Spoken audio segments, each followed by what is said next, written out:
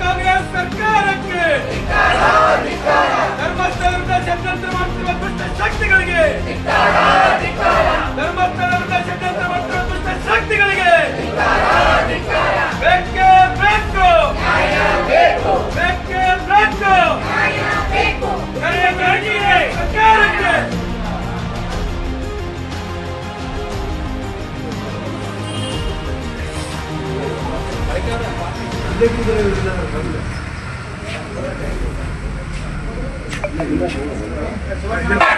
ಎಲ್ಲಿವರೆಗೆ ಹೋರಾಟ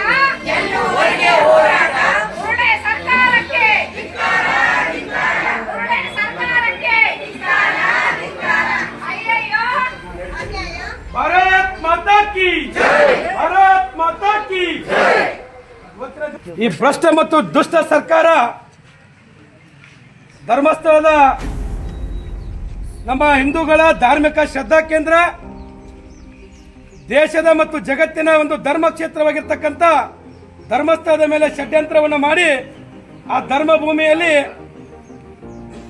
ಶವಗಳನ್ನ ಹುತ್ತಿದ್ದಾರೆ ಅಂತ ಅನುಮಾನ ಮಾಡಿ ಅಲ್ಲಲ್ಲಿ ಗುಂಡಿಗಳನ್ನ ತೋಡಿ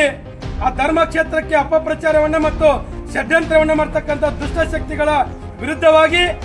ಇವತ್ತು ರಾಜ್ಯ ಸರ್ಕಾರ ನಿಂತಿದೆ. ಅಂತ ರಾಜ್ಯ ಸರ್ಕಾರದ ವಿರುದ್ಧವಾಗಿ ನಮ್ಮ ಭಾರತೀಯ ಜನತಾ ಪಾರ್ಟಿ ಬೈಲಹೊಂಗಲ ಮಂಡಲ ವತಿಯಿಂದ ಧರ್ಮದ ಉಳಿವಿಗಾಗಿ ಧರ್ಮ ಯುದ್ಧ ಅಂತಕ್ಕಂತಹ ಒಂದು ಧ್ಯೇಯ ವಾಕ್ಯದಿಂದ ಇವತ್ತಿನ ದಿನ ನಾವು ಪ್ರತಿಭಟನೆಯನ್ನು ಹಮ್ಮಿಕೊಂಡಿದ್ದೇವೆ.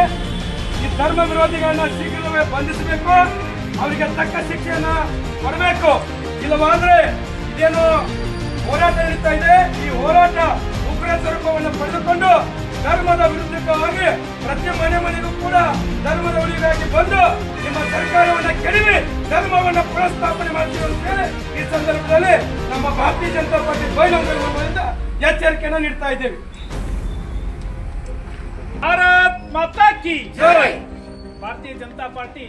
ಬೈಲಹೊಂಗಲ ಮಂಡಳ ವತಿಯಿಂದ ಇವತ್ತು ರಾಜ್ಯದಲ್ಲಿ ನಡೀತಕ್ಕಂಥ ಧರ್ಮ ಸ್ಥಳದ ಮೇಲೆ ನಡೀತಕ್ಕಂತಹ ಅನಾಚಾರದ ವಿರುದ್ಧವಾಗಿ ನಡೀತಕ್ಕಂಥ ಈ ಹೋರಾಟದೊಳಗಡೆ ಪಾಲ್ಗೊಂಡಿರ್ತಕ್ಕಂತಹ ಈ ಭಾಗದ ಮಾಜಿ ಶಾಸಕರಾದಂಥ ಡಾಕ್ಟರ್ ವಿಶ್ವನಾಥ್ ಆಯ್ ಪಾಟೀಲ್ ಅವರಲ್ಲಿ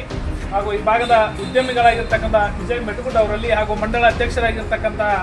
ಸುಭಾಷ್ ತುರ್ಮರಿ ಅವರಲ್ಲಿ ಹಾಗೂ ಜಿಲ್ಲಾ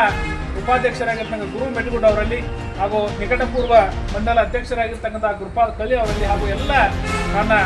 ಬೈಲಹೊಂಗಲ ಮಂಡಲದ ಭಾರತೀಯ ಜನತಾ ಪಾರ್ಟಿಯ ಪದಾಧಿಕಾರಿಗಳೇ ಹಾಗೂ ಎಲ್ಲ ಆತ್ಮೀಯ ಬಂಧು ಭಗಿನಿಯರೇ, ಈಗಾಗಲೇ ನಮ್ಮೆಲ್ಲರಿಗೂ ಕೂಡ ಗೊತ್ತಿರುವಂತೆ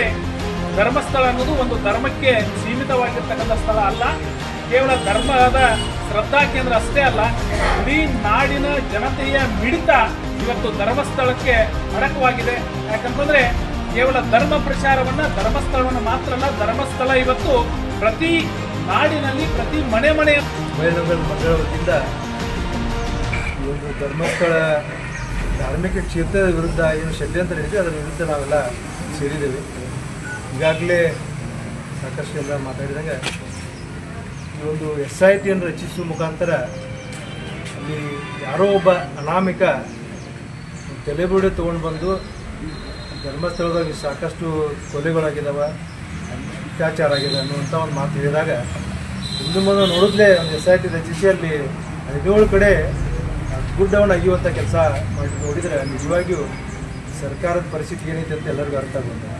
ಯಾಕಂದರೆ ಈ ಹಿಂದೂ ಜನಾಂಗಕ್ಕೆ ಒಂದು ಏನೋ ಪೆಟ್ ಕೊಡಬೇಕು, ಅವ್ರನ್ನ ಸಾಕಷ್ಟು ಧರ್ಮಸ್ಥಳ ಹೆಸರು ಭಾಳ ಒಳ್ಳೆಯದೇ ಅಂತ ಕೆಡಿಸ್ಬೇಕು ಅನ್ನುವಂಥ ಹುನ್ನಾರದಿಂದ